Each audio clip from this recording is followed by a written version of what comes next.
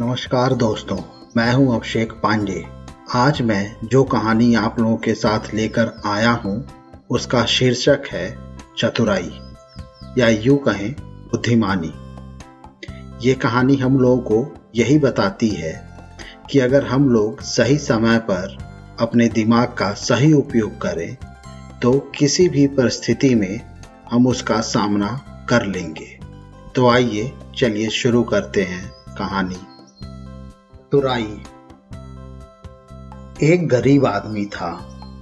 एक दिन वह राजा के पास गया और बोला, महाराज, मैं आपसे कर्ज मांगने आया हूं। कृपा कर आप मुझे 5,000 रुपए दें। मैं 5 वर्ष के अंदर आपके रुपए वापस कर दूंगा। राजा ने उसकी बात पर विश्वास कर लिया और उसे 5,000 रुपए दे दिए। 5 वर्ष बीत जाने के बाद भी जब उस व्यक्ति ने राजा के 5,000 रुपए नहीं लौटाए, तब राजा को मजबूरन उसके घर जाना पड़ा।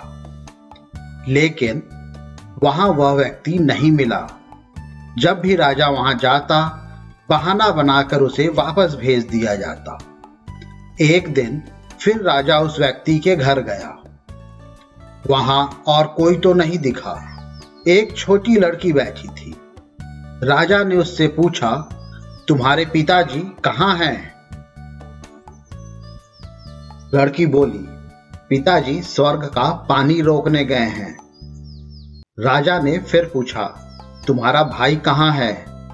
लड़की बोली, बिना झगड़ा के झगड़ा करने गया है। राजा के समझ में एक भी बात नहीं आ रही थी, इसलिए वह फिर पूछता है, तुम्हारी माँ कहाँ है? लड़की बोली, माँ 1 से 2 करने गई है।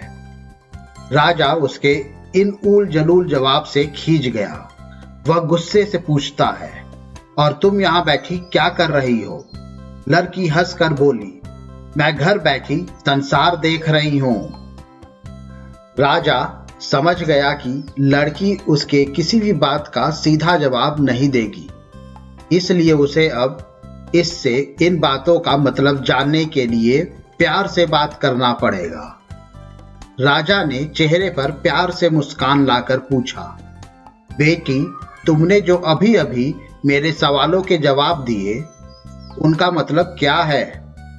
मैं तुम्हारी एक भी बात का मतलब नहीं समझ सका। तुम मुझे सीधे सीधे उनका मतलब समझाओगी? लड़की ने भी मुस्कुरा कर पूछा, अगर मैं सभी बातों का मतलब समझा दूं तो आप मुझे क्या देंगे? राजा के मन में सारी बातों को जानने की तीव्र उत्कंठा थी।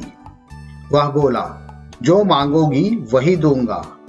तब लड़की बोली, आप मेरे पिताजी का सारा कर्ज माफ कर देंगे तो मैं आपको सारी बातों का अर्थ बता दूंगी। राजा ने कहा, ठीक है, मैं तुम्हारे पिताजी का सारा कर्ज माफ कर दूंगा। अब तो सारी बातों का अर्थ समझा दो। लड़की बोली, महाराज, आज मैं आपको सारी बातों का अर्थ नहीं समझा सकती। कृपा कर आप कल आए, कल मैं जरूर बता दूंगी। राजा अगले दिन फिर उस व्यक्ति के घर गया। आज वहां सभी लोग मौजूद थे। वह आदमी, उसकी पत्नी, बेटा और उसकी बेटी भी। राजा को देखते ही लड़की पूछी, महाराज, आपको अपना वचन याद है ना? राजा बोला, हाँ, मुझे याद है। तुम अगर सारी बातों का अर्थ बता दो तो मैं तुम्हारे पिताजी का सारा कर्ज माफ कर दूंगा। लड़की बोली, सबसे पहले मैंने यह कहा था कि पिताजी स्वर्ग का पानी रोकने गए हैं। इसका मतलब था कि वर्षा हो रही थी और हमारे घर की छत से पानी टपक रहा था। पिताजी पानी रोकने के लिए छत को छा रहे थे, यानी वर्षा का पानी आसमान से ही गिरता है, और हम लोग तो यही मानते हैं कि आसमान में ही स्वर्ग है। बस पहली बात का अर्थ यही है।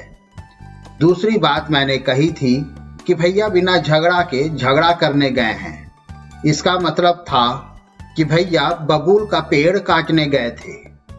अगर कोई भी बबूल का पेड़ काटेगा तो उसके शरीर में यहाँ वहाँ कांटा गड़ ही जाएगा, यानी झगड़ा नहीं करने पर भी झगड़ा होगा और शरीर पर खरोंचे आएंगी। राजा उसकी बातों से सहमत हो गए।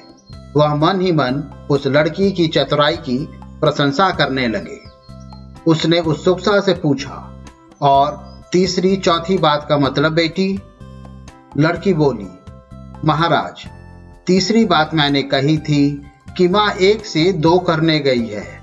इसका मतलब था कि माँ अरहर दाल को पीसने यानी उसे 1 का 2 करने गई है। अगर साबुत दाल को पीसा जाए तो 1 दाना का 2 भाग हो जाता है, यानी यही था कि 1 का 2 करने गई थी। रही चौथी बात, तो उस समय मैं चावल बना रही थी और उसमें से 1 चावल निकाल कर देख रही थी कि चावल पूरी तरह पका है कि नहीं। इसका मतलब है कि मैं 1 चावल देखकर ही जान जाती कि पूरा चावल पका है कि नहीं, अर्थात चावल के संसार को मैं घर बैठे देख रही थी। यह कहकर लड़की चुप हो गई। राजा सारी बातों का अर्थ जान चुका था। उसे लड़की की बुद्धिमानी भरी बातों ने आश्चर्य में डाल दिया था। फिर राजा ने कहा, बेटी, तुम तो बहुत चतुर हो, पर एक बात समझ में नहीं आई कि यह सारी बातें तो मुझे कल भी बता सकती थी, फिर तुमने मुझे आज क्यों बुलाया?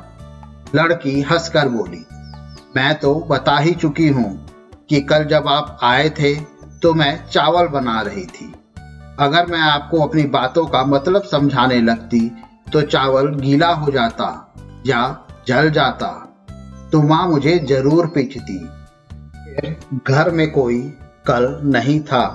अगर मैं उनको बताती कि आपने कर्ज माफ कर दिया है तो ये मेरी बात का विश्वास नहीं करते। आज स्वयं आपके मुंह से सुनकर कि आपने कर्ज माफ कर दिया है, जहां इन्हें इसका विश्वास हो जाएगा वहीं खुशी भी होगी। राजा लड़की की बात सुनकर बहुत ही प्रसन्न हुआ। उसने अपने गले से मोतियों की माला निकालकर उसे देते हुए कहा, बेटी, यह लो तुम्हारी चतुराई का पुरस्कार। तुम्हारे पिताजी का कर्ज तो मैं माफ कर ही चुका हूँ। अब तुम्हें या तुम्हारे घर वालों को मुझसे बहाना बनाना नहीं पड़ेगा। अब तुम लोग निश्चिंत होकर रहो। अगर फिर कभी किसी चीज की जरूरत हो तो बेझिझक होकर मुझसे कहो। इतना कहकर राजा लड़की को आशीर्वाद देकर चला गया।